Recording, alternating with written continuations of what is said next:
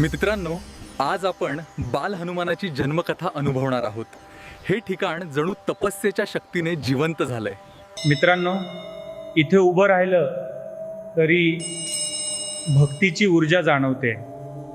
मित्रांनो, वायुदेव स्वतः येथे अवतरले आहेत। आपल्या डोळ्यासमोर एक दैवी क्षण घडत आहे असे वाटते। देवतांनी आशीर्वाद दिला आहे मित्रांनो। हा क्षण म्हणजे इतिहासाची सुरुवात आहे। मित्रांनो, बघा बाळ हनुमान किती गोड आणि शक्तिशाली आहे। ही फक्त सुरुवात आहे, अजून कितीतरी अद्भुत कथा येणार आहेत। मित्रांनो, ही आहे ती वेळ जेव्हा बाल हनुमानाला सूर्य एक साधं फळ वाटलं।